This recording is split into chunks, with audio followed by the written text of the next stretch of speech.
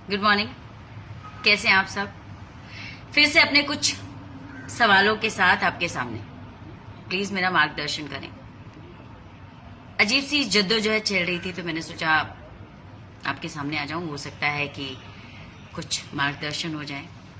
बहुत सारे ज्ञानी लोग हैं, बहुत सारी बातें लिखते हैं। मतलब मैं कटाक्ष नहीं कर रही हूँ, जेन्युइनली कह रही हूँ कि बहुत सारी बातें जो वाकई में मुझे नहीं पता होती हैं और या मेरा रिसर्च वहां तक नहीं पहुंचा होता है, वो आप लोगों के जरिए, आप लोगों के कमेंट के जरिए पता चल जाता है।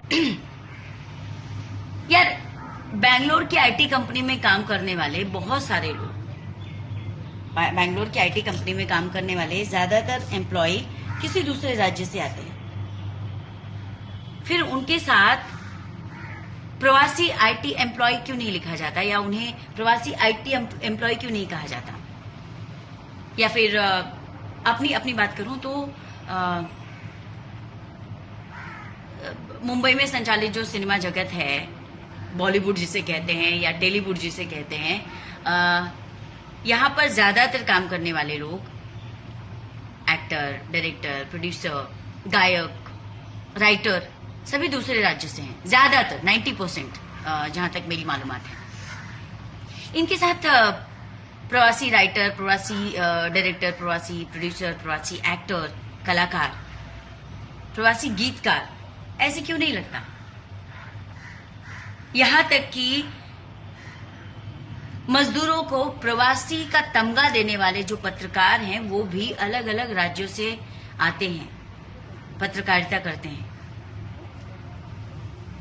उनके साथ प्रवासी पत्रकार ऐसा तमगा क्यों नहीं लगता, ऐसा टाइटल क्यों नहीं लगता, या उन्हें ऐसे संबोधित क्यों नहीं किया जाता?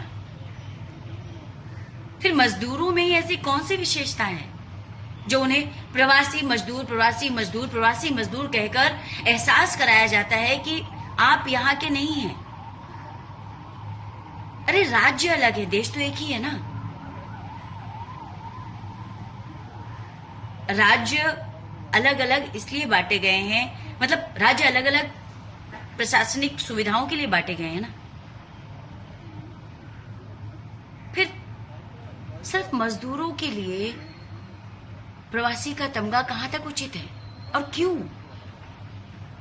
ये हम ही लोग हैं जो उन्हें बार बार ये कहकर एहसास दिलाते रहते हैं कि आप यहाँ के नहीं हैं, आप यहाँ सिर्फ काम करने के लिए आए हैं, उसके अलावा आपका इस जगह से कोई लेना देना नहीं है।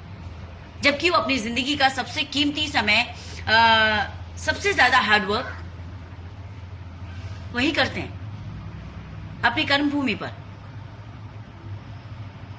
आप लोग उन्हें बार बार एहसास दिलाते हैं, स्पेशली मीडिया, कि आप यहाँ के नहीं। तो यदि वो यहाँ से जा रहे हैं तो क्या दिक्कत है? एक तो मेरा गणित बहुत कमजोर है, आई एम वेरी वीक। उसके बावजूद मुझे एक बात समझ में नहीं आती, ये जो पत्रकार लोग हैं, ये जो मुझे लगता है जर्नलिज्म एक पढ़ा लिखा प्रोफेशन है, इसमें बहुत ज्यादा नॉलेज की जरूरत होती है। कई दिनों से देख रही हूं, लॉकडाउन शुरू हुआ 24 मार्च से, आज 24 मई है, एग्जैक्टली 60 डेज। सॉरी, मैं भूल गई, आज 24 मई है। खैर, हमारे मुंबई में तो चांद दिखा नहीं। जहां भी चांद दिखा हो, जिन्होंने भी रोजे रखे हो, ऊपर वाले से प्रार्थना है कि आपके रोजे कबूल हो और चांद मुबारक, ईद मुबारक। खैर, अपने घरों में रहें, सुरक्षित रहें, और त्योहार हर साल आएगा, रमजान हर साल आएगा, फ्यूचर में हम साथ में मनाएंगे। अभी भीड़ भाड़ से दूर रहें, अपनों के साथ सिर्फ अपने घर में मनाएं। हाँ, सो मैं मुद्दे पे आती हूँ। यार, मैं समझ नहीं पा रही हूँ कि ये जो पत्रकार भाई साहब हैं, इनका गणित, मतलब इनका जोड़ घटाना कैसे चलता है? जबकि हेल्थ ऑर्गेनाइजेशन के हिसाब से भी एक नॉर्मल आदमी, मतलब एथलीट की बात नहीं कर रहे हैं हम, किसी खिलाड़ी की बात नहीं कर रहे हैं, एक नॉर्मल इंसान, मजदूर वर्ग का इंसान एक दिन में 25 से 30 किलोमीटर ज्यादा से ज्यादा चल सकता है। 24 घंटे तो आदमी चलेगा नहीं, ऊपर से 10, 12, 15 किलो का बैगेज लेकर,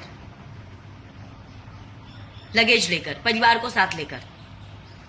ये कहते हैं कि 15 दिन में 1500 किलोमीटर की दूरी तय करके आया प्रवासी मजदूर।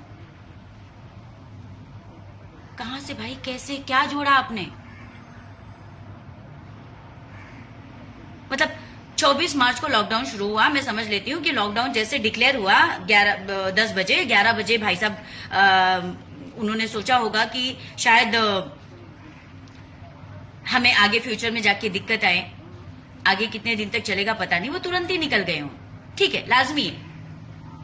60 दिनों में 1500 किलोमीटर कैसे? मुझे भी प्लीज ये गणित समझाएं। कौन सा जोड़ घटाना गुना भाग किया आपने?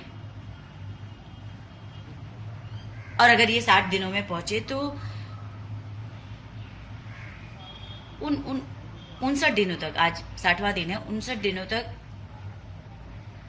कैसे कैसे कैसे रहे, कहाँ रहे, कैसे मैनेज किया उन्होंने? सिर्फ चलना ही तो नहीं था ना, खाना पानी कपड़े टॉयलेट बाथरूम छत, कहीं रुककर आराम भी तो किया होगा। कैसे? बहुत सारे सवाल हैं, समझ नहीं आता। मीडिया प्लीज मार्गदर्शन करें, खबरें दें, ऐसे विचलित ना करें। आप हमारे लिए काम कर रहे हैं, इस लॉकडाउन में भी काम कर रहे हैं, आपकी इज्जत सर आंखों पर ऐसे में भटकाए ना, सही खबरें दें, कम बताएं, सही बताएं, सच बताएं। आप पर लोगों का विश्वास टिका हुआ है, प्लीज हाथ जोड़कर विनती है। एनीवे, आप लोग अपना ध्यान रखें, अपने घरों में रहें, सुरक्षित रहें। पता है समय कठिन है पर गुजर जाएगा।